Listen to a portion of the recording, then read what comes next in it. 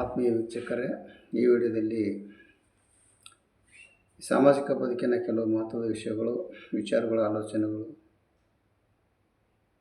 ವಾಸ್ತವಿಕ ಬದುಕಿನ ಜನರ ಸ್ವಭಾವ, ಕೆಲವು ಮಹತ್ವಪೂರ್ಣ ವಿಷಯಗಳು ಈ ವಿಡಿಯೋದಲ್ಲಿ ಹೇಳಿದ್ದೇನೆ. ನಾವಿರುವ ಈ ಸಮಾಜದಲ್ಲಿ, ನಮ್ಮ ಜೀವನದಲ್ಲಿ ಯಾವುದೇ ಕೆಲಸ ಕಾರ್ಯಗಳು ಸರಿಯಾದ ಸಮಯಕ್ಕೆ ಮಾಡುವುದು, ಇದು ಶಿಸ್ತುಬದ್ಧ ಬದುಕಿನ ಸಂಪತ್ತು. ಇದು ನಿಮ್ಮ ಸಂಪಾದನೆಗೆ ಸರಿಯಾದ ಸಮಯ ಕೂಡ. ಇದನ್ನು ಅನುಸರಿಸುತ್ತಾ ಸರಿಯಾದ ಸಮಯ ಕೂಡ ನಿಮ್ಮ ಯಶಸ್ಸಿನ ಮೂಲ. ಅದನ್ನು ಉಪಯೋಗಿಸಿಕೊಂಡು ಸಾಗು. ಇದೇ ನಿನ್ನ ಯಶಸ್ವಿಗೆ ಕಾರಣ. ಇಲ್ಲಿ ಈ ಭೂಮಿ ಮೇಲೆ ಬದುಕುತ್ತಿರುವ ಪ್ರತಿಯೊಂದು ಜೀವಿಯು ರೈತ ಕೊಟ್ಟ ಅನ್ನದಿಂದಲೇ. ರೈತ ದುಡಿದು ದವಸ ಧಾನ್ಯ ಮಾಡದಿದ್ದರೆ ದಿನಲೂ ಉಪವಾಸ. ಮಾನವ ಕೋಟಿ ಪಶು ಪಕ್ಷಿಗಳಿಗೆ ರೈತ ಅನ್ನದಾತ. ಜಗತ್ತಿನ ಜನಾಂಗದ ಜೀವಾಳಿಗೆ ರೈತ. ಆತ ಹಗಲಿರುಳು ಬಿಡುವಿಲ್ಲದ ಕಷ್ಟದ ದುಡಿಮೆ. ರೈತನಿಂದಲೇ ನಾವೆಲ್ಲ, ನಮ್ಮನಿಂದ ರೈತ ಇಲ್ಲ. ನಮ್ಮ ಜೀವನದಲ್ಲಿ ಬರೀ ಯಾಂತ್ರಿಕ ಬದುಕು ಬೇಡ. ಯಾಂತ್ರಿಕ ಬದುಕಿನಲ್ಲಿ ಮನುಷ್ಯನು ಸಮಯದ ಪ್ರಜ್ಞೆ ಇಲ್ಲದೆ ಕೇವಲ ದುಡಿತದಲ್ಲೇ ಕಾಲ ಕಳೆಯುತ್ತಾನೆ. ಬರೀ ದುಡಿತವೂ ಇರಬಾರ್ದು. ಮನೋರಂಜನೆ ಎಂದೇ ಸಮಯ ಮೀಸಲಿಡಬೇಕು. ಆಶಯವಿಲ್ಲದ ಜೀವನ ದೇವರಿಲ್ಲದ ದೇವಸ್ಥಾನ, ದೀಪ್ತಿ ಇಲ್ಲದ ದೀಪದಂತೆ. ಅತಿ ಕಳಾಯನ ನಮ್ಮ ಆರೋಗ್ಯ ಆಯುಷ್ಯದ ವೃದ್ಧಿಗೆ ದಿನದಲ್ಲಿ ಒಂದು ಸಲವಾದರೂ ನಗಬೇಕು. ನಗಿಸುವ ಕಲೆ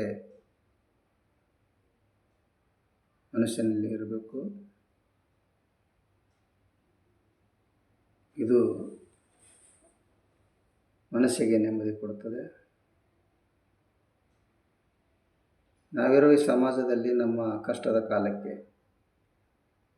ಸಹಾಯಕ್ಕೆಂದು ಯಾರಾದರೊಬ್ಬರು ಆತ್ಮೀಯತೆಯಿಂದ ನೋಡಿಕೊಳ್ಳಲು ನಮಗೆ ಗೆಳೆಯರಿರಬೇಕು. ಗೆಳೆತನವ ಗುಣ ನೋಡಿ ಮಾಡಬೇಕು. ಗೆಳೆಯರಿಲ್ಲದ ಜೀವನವು ಕಳಸವಿಲ್ಲದ ಗುಡಿ. ಕೊಂಬು ಬಾಲ ಹೀನ ಗೋವಿನಂತೆ ವಿಕೃತ ರೂಪ ನೋಡಿ ಬಾಳ. ಸೌಭಾಗ್ಯಕ್ಕೆ ಒಳ್ಳೆಯ ಮಿತ್ರರು ಇರಬೇಕು. ನಮ್ಮ ಜೀವನದಲ್ಲಿ ಮಾತು ಎನ್ನುವುದು ನಮ್ಮ ಮನಸ್ಸಿನ ವಾಹನ ಇದ್ದಂತೆ.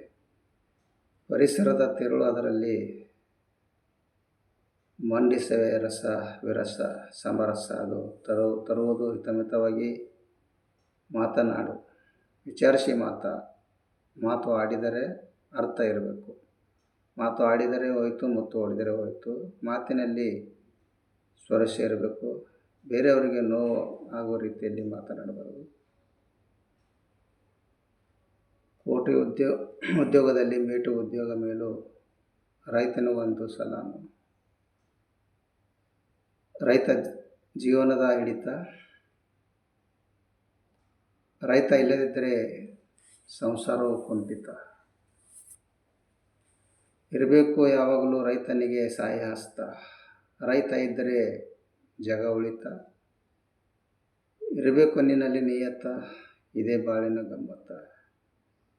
ಬೆಳೆಗೆ ಮಳೆಯಾಗದಿದ್ದರೆ ರೈತ ಕಂಗಾಲು. ಭೂಮಿಗೆ ಬರಬೇಕು ಶಾಶ್ವತ ನೆರವರಿ. ಇದರಿಂದ ಇರುತ್ತಾರೆ ಸುಖ ಶಾಂತಿಯಿಂದ.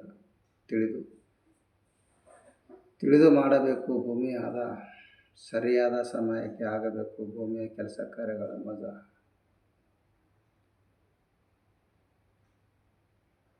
ಈ ಸ್ವಾರ್ಥದ ಪ್ರಪಂಚದಲ್ಲಿ, ಈಗಿನ ಸಾಮಾಜಿಕ ಬದುಕಿನಲ್ಲಿ, ಈ ಕಲಿಯುಗದಲ್ಲಿ ನಮ್ಮ ಜೀವನವು ಪ್ರೀತಿ, ವಿಶ್ವಾಸ, ನಂಬಿಕೆ, ಸ್ನೇಹದ ಮೇಲೆ ನಡೆಯುತ್ತದೆ ಅನ್ನೋದು ಸುಳ್ಳು.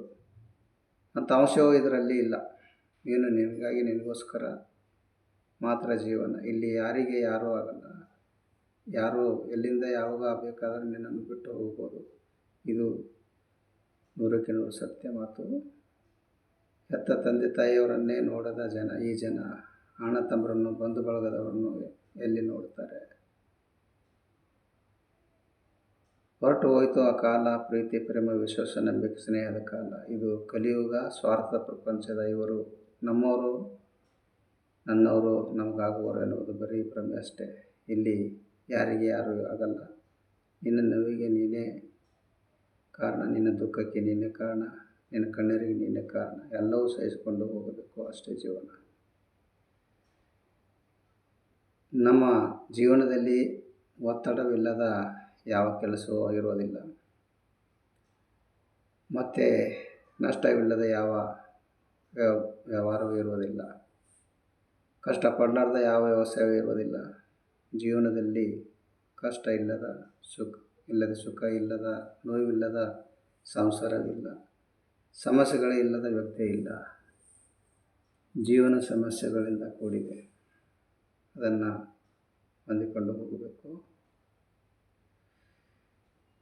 ಇಲ್ಲಿ ಒಂದು ಚಿಕ್ಕದಾದ ಕತೆ. ಒಬ್ಬಳ ತಾಯಿ ತನ್ನ ಮಗನನ್ನು ಒಬ್ಬನೇ ಮಗ ಎಂದು ಪ್ರೀತಿಯಿಂದ ಸಾಕಿ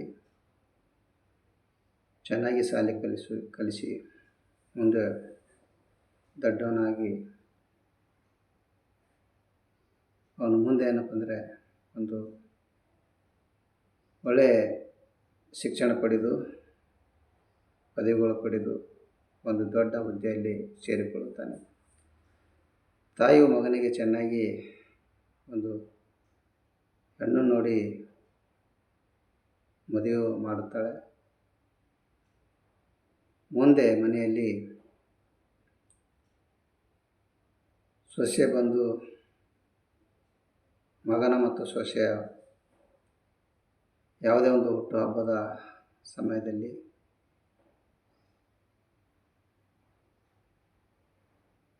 ಹುಟ್ಟುಹಬ್ಬದ ಆಚರಣೆಯಲ್ಲಿ ತನ್ನ ಗೆಳೆಯರು ಮನೆಗೆ ಬಂದಾಗ ತಾಯಿಗೆ ಒಂದು ಕಣ್ಣು ಇರುವುದಿಲ್ಲ. ಅವಳಿಗೆ ಮಗನು, ನನ್ನ ಗೆಳೆಯರು ಎಲ್ಲರೂ ಬರುತ್ತಾರೆ, ನನಗೆ ಅಪವಾಸ್ಯ ಆಗುತ್ತದೆ, ಇವಳೇ ನಿನ್ನ ತಾಯಿ ಎಂದು ರೇಗಿಸುತ್ತಾರೆ, ಹಂಗಿಸ್ತಾರೆ ಅಂತ ಹೇಳಿ ಒಂದು ಬೇರೆ ಕೋಣೆಯಲ್ಲಿ ಕೂಡಿಸಲು ಪ್ರಾರಂಭಿಸುತ್ತಾನೆ. ಮುಂದೆ ತಾಯಿಗೆ ಅಪಮಾನ ತಾಳಲಾರದೆ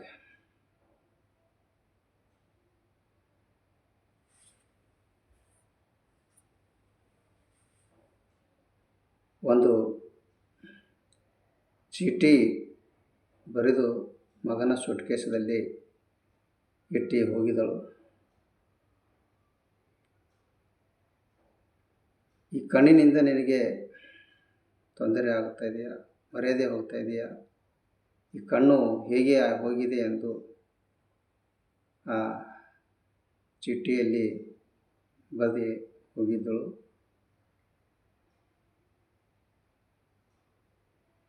ನೀನು ಚಿಕ್ಕವನಿರುವಾಗ ನಿನ್ನ 2 ಕಣ್ಣುಗಳು ಹೋಗಿದ್ದವು. ನನ್ನದೊಂದು ಕಣ್ಣು ನಿಮ್ಮ ತಂದೆಯ ಕಣ್ಣೊಂದು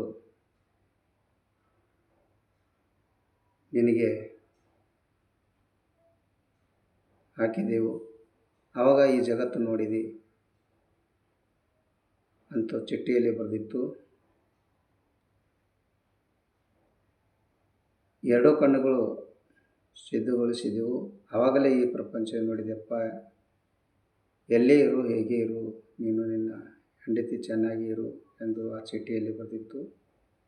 ಒಂದು ದಿನ ಮಗನು ಸೂಟ್ಕೇಸಿಂದ ಬಟ್ಟೆ ತೆಗೆಯುವಾಗ ಆ ಚೀಟಿ ಅವನ ಕೈಗೆ ಸಿಕ್ಕಿತ್ತು. ಆವಾಗಲೇ ಗೊತ್ತಾಗಿತ್ತು, ಓ ಮೈ ಗಾಡ್, ನಾನು ಎಂಥ ತಪ್ಪು ಮಾಡಿಬಿಟ್ಟೆ. ನನ್ನ ಸಲುವಾಗಿ ತಾಯಿ ತಂದೆ ಕಣ್ಣುಗಳು ಕೊಟ್ಟು ಈ ಪ್ರಪಂಚವೇ ತೋರಿಸಿದ್ದಾರೆ. ನಾನು ದಿನಲ್ಲೂ ತಾಯಿಯನ್ನು ಹಿಂಸೆಪಟ್ಟೆ ಅಂತ ತಿಳಿದು ಪಶ್ಚಾತ್ತಾಪ ಪಡುತ್ತಾನೆ. ನಾನೆಂಥ ತಪ್ಪು ಮಾಡಿದೆ ಎಂದು ಹೆಂಡತಿಗೆ ಮಾತು ಕೇಳಿ ತನ್ನ ಹೆತ್ತಮ್ಮನ ಮನೆಯಿಂದ ಹೊರಗೆ ಹೋಗಲು ಮಾಡಿಬಿಟ್ಟೆ. ಮುಂದೆ ಕೆಲವು ದಿನಗಳ ನಂತರ ಮಗನಿಗೆ ಒಂದು ಕಾಯಿಲೆ ಬಂತು. ತನ್ನ ಹೆಂಡತಿ ತನ್ನ ಗಂಡನ ಆರೈಕೆ ಮಾಡದೆ, ಅವನನ್ನು ಚೆನ್ನಾಗಿ ನೋಡದೆ ಹಾಗೇ ಇರುತ್ತಿದ್ದಳು. ಒಂದು ದಿನ ತನ್ನ ಹೆಂಡತಿ ಇದ್ದಕ್ಕಿದ್ದ ಮನೆಯಿಂದ ಆಚೆಗೆ ಹಾಕಿಬಿಡುತ್ತಾಳೆ. ಇವನು ಹೋಗೋ ದಾರಿ ಮಾರ್ಗವಾಗಿ ತನ್ನ ತಾಯಿ ಅವನ ಎದುರಿಗೆ ಬರುತ್ತಾಳೆ. ಆವಾಗ ತನ್ನ ತಾಯಿಗೆ ಆಶ್ಚರ್ಯವಾಯಿತು. ಇವನು ನನ್ನ ಮಗನ ಹಾಗೆ ಇದ್ದಾನೆ, ನೋಡೋಣ ವಿಚಾರಿಸಿ ಎಂದು ವಿಚಾರಿಸಿದಾಗ ಮಗನೇ ಎಂದು ಗೊತ್ತಾಯಿತು. ತಕ್ಷಣ